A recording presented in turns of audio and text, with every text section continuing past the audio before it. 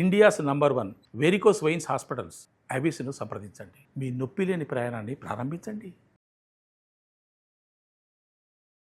నమస్తే రమగారు. నమస్తే జయ.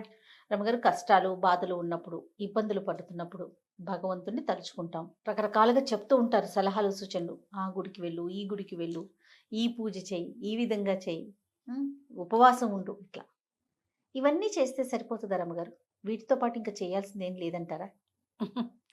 ఇవన్నీ ఎవరు ఎప్పుడు ఎలా చెప్తారు జయ?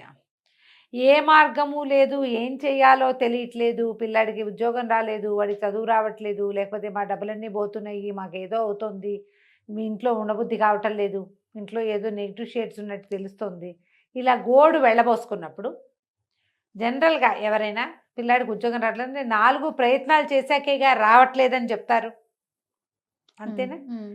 ఏదైనా వేరే సలహా చెప్తారనే అడుగుతారు. అట్లాంటప్పుడు ఏం చెప్తాం మనం? మానవుల వల్ల కానివి మానవ ప్రయత్నంతో కాకుండా ఉంటే కనుక దైవ సహాయం తీసుకో. ఈ దైవ సహాయం తీసుకోవడానికి మనకి వివిధ రకాలైన మార్గాలు ఉన్నాయి. మనకు 5 మతాలు కనపడతాయి దైవ అనుసరణ మార్గాలు. శాక్తేయము, శైవము, వైష్ణవము, శాక్తేయము, సౌరము, గాణాపత్యము, 5 రకాలు. ఈ 5 రకాల దైవారాధనల్లోనూ మనకి ఫలితం లభించవచ్చు. బేసిక్ రూల్, నీ వల్ల కాకపోతే నువ్వేం చేస్తావు?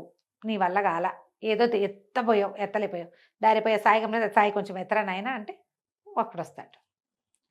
సాయి నువ్వు ఇంకా 5-6 అయినా కూడా లేవలేకపోయారు, దేవుడా అంటావు. ఆ టైంకి దేవుడు కాదు, మనమే కదుపుతాం. దైవనామస్మరణ తర్వాత కదిలిందని మనకి తెలుస్తుంది. అంటే ఈ శక్తిని మించింది ఒక అతీతమైనది ఒకటి ఉన్నది అని మనకి ఫీల్ అవుతాం. ఎందుకంటే 2 గంటల నుంచి మనం 6 కలిసి లాగుతున్నాం ఆ వస్తువుని, 6 కలిసి నడుపుతున్నాం ఒక కథని. నడపటల్లా దైవనామస్మరణ తర్వాత దేవుడా నువ్వే దిక్కు, ఈసారి వెంకటేశ్వర స్వామిని కొబ్బరికాయ కొడతా, మామిడికాయ తెస్తా, చెప్తావు మామిడి పళ్ళు ఇస్తాను, ఒక అరటిపళ్ళ గేల సమర్పిస్తాను, 101 కొబ్బరికాయలు కొడతా, జుట్టు ఇచ్చేస్తా, వీడి జుట్టు కూడా ఇస్తాను, పక్కవాడి జుట్టు కూడా చూపిస్తావు. ఇవన్నీ చెప్పాక ఈ పని అవుతుంది. పని చేసింది నువ్వే అయినా ఏం చెప్పాక ఈ పని అయ్యిందో చెప్పు. మొదటి మనదంతా చెప్పుకున్నామా? ఆయన్ని పిలిచి నువ్వు నాతో ఉండు అని ఆయనకి చెప్పి ఆయన ఉన్నాడని నమ్మి పని చేస్తావు కదా. అవునండి. ఇప్పుడు దీపారాధన చేసేది ఏమిటి? దీపారాధన అనేది ఒక క్రియ కాదు, ఉట్టి క్రియగా దాన్ని భావించొద్దు. దైవనామస్మరణ చెయ్యి, దేవాలయానికి వెళ్ళు, ఓ పూజ చేసుకో, ఓ చోటకి వెళ్ళు, ఓ తీర్థంలో స్నానం చెయ్యి, ఓ ఉపవాసం ఉండు, రోజు ఒక కొబ్బరికాయ సమర్పించు, సుందరకాండ పారాయణ చెయ్యి, శ్రీపాద శ్రీవల్లభ చరితామృతం చదువుకో, గురుచరిత్ర పారాయణ చెయ్యి. ఇవన్నీ ఒట్టి క్రియలు కాదమ్మా, దాన్ని ఒట్టి క్రియగా భావించకూడదు. నీ నమ్మకం అనే పెట్టుబడి పెట్టి వెలిగించిన క్రియ అది. ఆ క్రియ చేసినప్పుడు ఆ క్రియ నీ వెనకాల ఉంటుందని నువ్వు నమ్ముతావు. ఒట్టి క్రియ అంటే ఏమిటి చెప్పు? ఈ వస్తువు తీసి ఇక్కడ పెట్టడం. దీపారాధన అట్లా చేయంగా మనం. అవును, శ్రద్ధగా చేస్తాం, నమ్మకంతో ఆస్థతోటి చేస్తాం. ఈ ఆస్థ మన వెనకాల నిలబడుతుంది. మనం ఈ ముందు ప్రజెంట్ చేసింది మన వెనక్కి వచ్చి నుంచుంటుంది, మన వెన్నుదన్నుగా ఉంటుంది. ఇది చేస్తే సరిపోతుందా అంటే చేస్తే కాదు, చేసి పారేస్తే కాదు, చేస్తూ ఉంటాయి. ఒకరోజు నువ్వు దీపం పెడితే, ఒకరోజు దేవాలయానికి వెళ్తే అవుతుంది పని అని ఎవరైనా చెప్తారామ్మా? అస్సలు కాదు. నిత్య దీపారాధన అంటాం, అందులోనే మనం చెప్తాంగా రోజు దీపారాధన చేసుకో, 2 పూట్ల దీపారాధన చేయి. సాయంకాలం దీపారాధన మా ఇంట్లో అలవాట్లేదండి, మా వాళ్ళు ఒప్పరు అంటే నేను చెప్పా ఒకళ్ళకి జయ, అగరబత్తి వెలిగించండి ప్రతిరోజు. మీ ఇంట్లో దేవుడి గుడి లేదు, హిందూసే, దేవుడి గుడి లేదు మాకు, మా ఇంట్లో 2 క్యాలెండర్స్ ఉన్నాయి. జరిగింది చెప్తున్నానమ్మా. వాళ్ళ పర్మిషన్ తీసుకుని ఈ వాక్యాలు ఇప్పుడు చెప్తున్నా. ఎప్పుడో సందర్భం వచ్చినప్పుడు చెప్పడానికి ఈ వాక్యాలు పక్కన పెట్టుకున్నాను.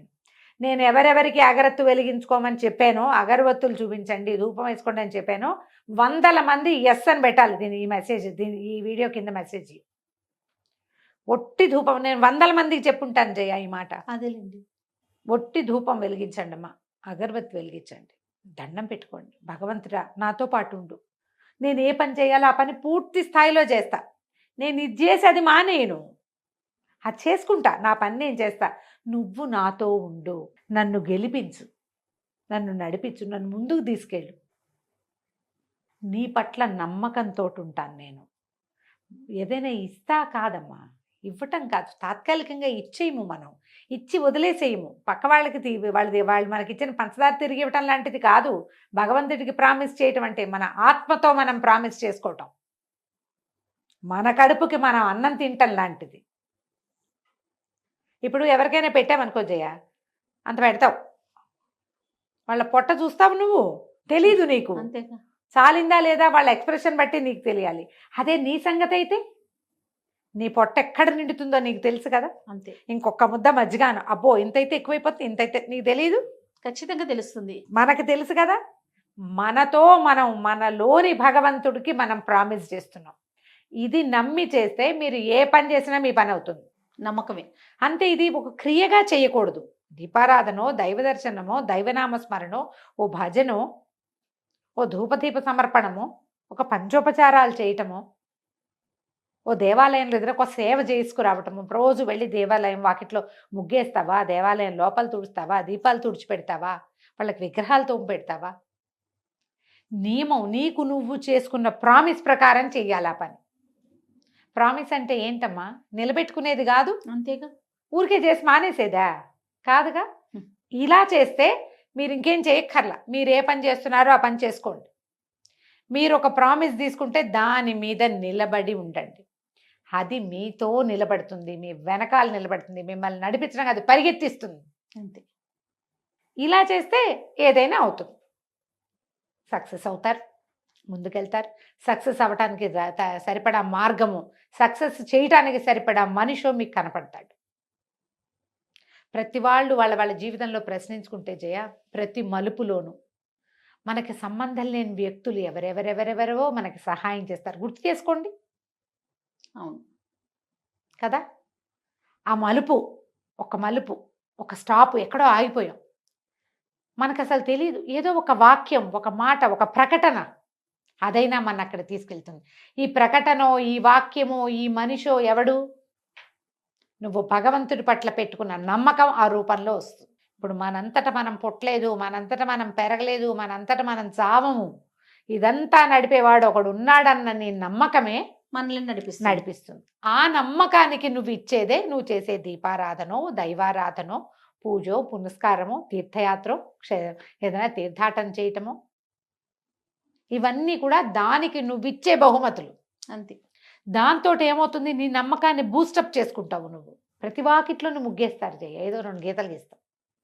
నువ్వు ఇంకొంచెం ఇంకా కాస్త బాగా పెద్ద ముగ్గు, వాకిలంతా చక్కగా తుడిచి బాగా శుభ్రంగా చేసి దాన్ని ఇంకా తెల్లటి ముగ్గు తెచ్చి ఇంకొంచెం పెద్ద ముగ్గే, కళ ఎట్లా పెరుగుతుందమ్మా. అవును. నిన్న సాయంత్రం నువ్వు చాక్ పీస్ తోటి 2 గీతలకి ఇవాళ పిండి ముగ్గుతోటి ఇంత పెద్ద తెస్తే లుక్ మారిపోదు, అద్భుతంగా ఉంటుంది. ఎట్లా మారుతుంది. అలాగే నీ నమ్మకానికి ప్రతి చిన్న ఎడిషన్స్ చేయండి. మన నమ్మకానికి మీరు చేసిన ఎడిషనే మీ తాలూకు ఫ్లరిష్మెంట్ని చూపిస్తుంది. మీరు ఎట్లా ఫ్లరిష్ అవుతారో కనపడుతుంది. ఇదంతా నాదనుకోకూడదు. మీరు మనం ఎక్కడ ఆగిపోతాము, రేపొద్దున ఆగేది ఎక్కడ ఆగుతాము, అంతా నేనే పగలు తీశాను అనుకుంటే ఆగిపోవటమే. నేనే చేశా ఇదంతా నాది కాదు. నా నమ్మకం, నాతో ఉన్న మహత్తరమైన దైవశక్తి, నేనెంత నమ్మాను భగవంతుడిని, అది నన్ను గెలిపించింది, అది నన్ను ముందుకు తీసుకెళ్ళింది. అది మీరు పబ్లిక్లో చెప్పుకోకర్లా, మీ లోపల తెలిసినా సంతోషం చాలు. అందుకని ఒకవేళ మీకు ఏదైనా సమస్య ఉంటే, ఏదైనా ఒక బోధ ఉన్నప్పుడు, వాళ్ళు పెట్టారు దీపాలు, వాళ్ళు రోజు పెడతారు, అయినా వాళ్ళకి ప్రాబ్లమ్స్ ఉన్నాయి అనుకోవద్దు. వాళ్ళదే, మీదే. అందరూ అన్నమే తింటారు. ఒక్కొక్కళ్ళు ఆవకాయ కలుపుకుంటాడు, ఇంకోటి మాగాయ కలుపుకుంటాడు. అవునా కాదు? అంతే కదండి. అందరిది పొట్టే, అందరి శరీర నిర్మాణం ఒకటే రకంగా ఉంటుంది. ప్రతివాడికి పొట్ట బెడకిను కింద భాగానికి మధ్యలోనే ఉంటుంది, సహజం కదా. అవును. కానీ దానికి ఇచ్చేది, అది రియాక్ట్ అయ్యేది, అంత సిస్టమ్స్ ఏమీ కదా జయ మనకు ఉండేది. కానీ రియాక్షన్స్ వేరు కదండి, వేరు ఉన్నాయి కదా. ఇది అట్లా ఆలోచిస్తే కనుక మీరు ఏం చేయాలి అనే బోధని ఫాలో అయ్యి తెలుసుకోండి. మళ్ళీ ఇందులో కూడా నీకేదో బోధ ఉంది, నేను బోధే ఫాలో అవుతాను, చేయాల్సినవన్నీ మానేస్తానంటే కుదరదు. గాల్లో దీపం పెట్టద్దు. అంతేగా రమ్మగారు. నీ సొంత పని, నీ పని నువ్వు ఏ ప్రయత్నం మొదలు పెట్టావో ఆ ప్రయత్నం వరకు ప్రయత్నిస్తూ దైవ సహాయం తీసుకో. ఆ, అది మానేసి ఇది చేస్తాను అనకూడదు. ఒక్కొక్కళ్ళని చూస్తాం మనం. ఏమిటో కొన్ని నెలల పాటు గుళ్ళోకి వెళ్తే ఉద్యోగం వస్తుంది, after 1 year I will be the king. ఇట్లాంటివి ఉంటాయి. అలా కుదరవు, అట్లా కుదరదు, అట్లా నడవదు. ఏదో సినిమాల్లో నడుస్తాయి, మామూలు జీవితాల్లో అట్లా నడవు. నీ ప్రయత్నం నువ్వు చేస్తూ ప్రయత్నశీలుడుగా ఉంటూనే ఆస్థని కలిగి ఉండాలి. ఉమ్, నీ ప్రయత్నానికి ఇంకొంచెం బలం వస్తుంది నీ నమ్మకం వల్ల, నువ్వు చేసే క్రియ వల్ల, దైవారాధన వల్ల. ఉమ్, ప్రయత్నం చేయకుండా ఒట్టిగా దీపం పెడితే వచ్చేస్తుందని నమ్మకండి, అలాంటి ఉండదు. అదేదో కట్టుకుంటే తాయెత్తు కడితే ఏదో వచ్చేస్తుంది, ఆ, తాబీజ్ మహిమ అని చెప్పుకునేవాళ్ళ, ఓ జోక్ అది అవును కదా. అవును. అట్లా జరగదు. జరిగిన దాన్ని నమ్మకండి మీరు. మన కష్టమే. మనల్ని మనం నమ్ముకుంటే, ఇప్పుడు మనల్ని మనం నమ్ముకోవటం అంటే జయ బాగా ఆలోచిస్తే, ఇప్పుడు మనమైనా భగవంతుని యొక్క ప్రతిరూపాలం మనం, అంతే కదా. అవునా? అవునండి. ఇప్పుడు మనలో ఉన్న భగవంతుణ్ణి నువ్వు మరింతగా పనిచేయడానికి ప్రేరేపించు. ఆ, మనకి మన చుట్టూతా ఉన్న భగవంతుడిని నాకు సహాయం చేయమని అడుగు. ఆ ప్రేరేపణ ఉండాలి, ఈ అడగటము ఉండాలి. అడగటము ఉండాలి. ఈ రెండు కలిసి నడిస్తే సక్సెస్ వస్తుంది, ఏది మొదలు పెడితే అందులో. అంతే. ఇప్పుడు పైగా ఈ జనన మరణ చక్రం లాగానే మన జీవితం కూడా ఒక చక్రం. ఉమ్, ఇవాళ అద్భుతమైన సక్సెస్ కనపడుతుంది, రేపు ఏటో కొంచెం స్లోగా కిందకి పోయినట్టు ఉంటుంది. పోయింది పోయింది పోయింది పోయింది, అయిపోయింది అయిపోయింది అయిపోయింది. ఉమ్, అయిపోయిన తర్వాత చక్రం కదా అది, కిందకి అవును. పోయింది, మళ్ళీ పైకి రాదు, అంతేగా. గ్యారంటీగా వస్తుంది కదా, 100% వస్తుంది. వెనక్కి తిరిగి వస్తుంది. అవును. ఆ వెనక్కి తిరిగి వచ్చేటప్పుడు మీరు నమ్మకాన్ని పోగొట్టుకోకుండా ఆ భగవంతుడిని పట్టుకుని ఉండండి. మేము చేయాల్సింది చేసాం, ఇక నీ సహాయం కావాలి. ఎస్. ఇది చాలా మందితో ప్రాబ్లం ఏంటంటే, ఏదైనా ప్రాబ్లం రాగానే ముందు మానేసేది దైవారాధన మానేస్తారు, దైవాన్ని మార్చేస్తారు. కరెక్ట్ అండి. దైవాన్ని మార్చొద్దు, ఆరాధన మానద్దు.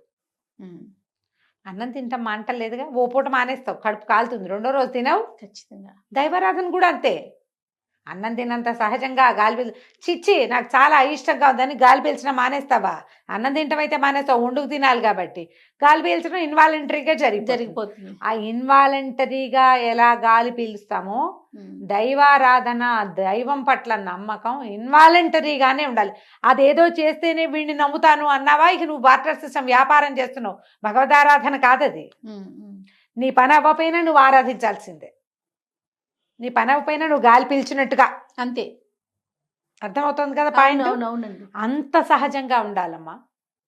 నువ్వు అంత సహజంగా గనక దైవారాధన చేస్తే మీకు ఏది రావాలో అది వస్తుంది. ఖచ్చితంగా. వాతావరణం మారంగానే జలుబు చేస్తుంది, ఎక్కడైనా మంచి గాలిలోకి వెళ్ళగానే ఆ సువాసన మీ మన లోపల గాలి పీల్చి ప్రత్యేకంగా పీల్చి వాసన పీల్చక్కర్లా, మీరు ఆటోమేటిక్గా తెలిసిపోతుంది. ఉమ్, అంతే సహజంగా మీ మంచి రోజులు రప్పిస్తుంది అది. రైట్. పని మాత్రం మానద్దు. రైట్ రమ్మ గారు. నమస్తే. నమస్తే జయ.